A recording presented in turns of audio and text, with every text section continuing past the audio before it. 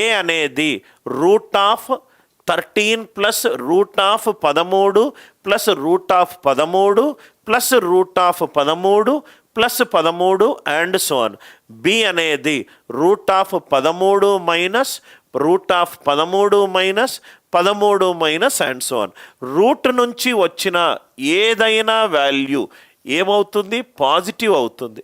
Route నుంచి వచ్చిన ఏదైనా వాల్యూ పాజిటివ్ అవుతుంది. అంటే ఏ అనేది పాజిటివ్.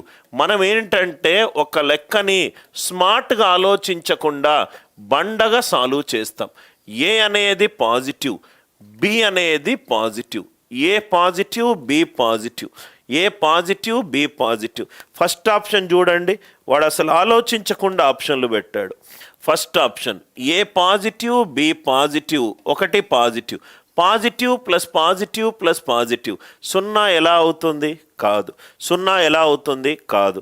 దాని తర్వాత ఇక్కడ మీరు చూడండి sir, right, A minus B minus 1 equivalent to 0 అంటే A equivalent to B plus 1.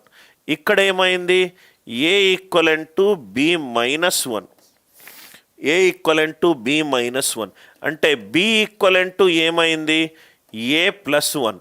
ఇక్కడ చూడండి, ఇదేమో square root of 13 plus 13 plus 13 plus ఇక్కడేమో 13 మైనస్ 13 నుంచి కొన్ని కూడుతున్నాను అంటే వాల్యూ ఆఫ్ ఏ పెరుగుతుంది.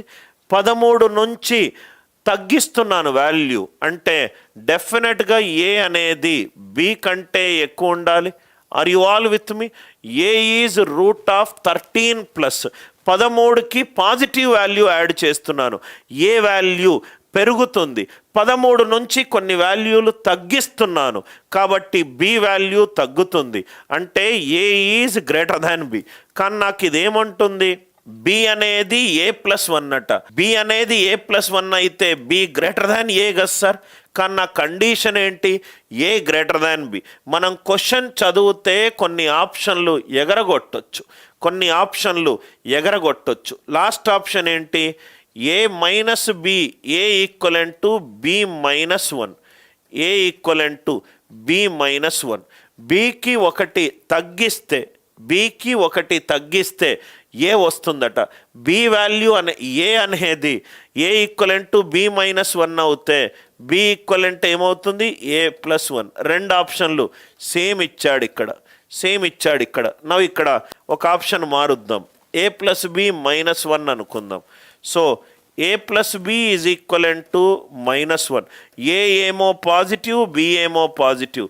రెండు పాజిటివ్లను యాడ్ చేస్తే నాకు negative A plus B equivalent to 1. A ఏమో రూట్ 13 ప్లస్ రూట్ 13 అంటే రూట్ 9 కంటే ఎక్కువ, ఇదేమో 3 కంటే ఎక్కువ, ఇదేమో 3 కంటే తక్కువ, ఇదేమో 3 కంటే ఎక్కువ. దానికి పాజిటివ్ వాల్యూ. Answer right. 1 ఎలా వస్తుంది? రాదు. కాబట్టి ఆన్సర్ ఎంత? బి.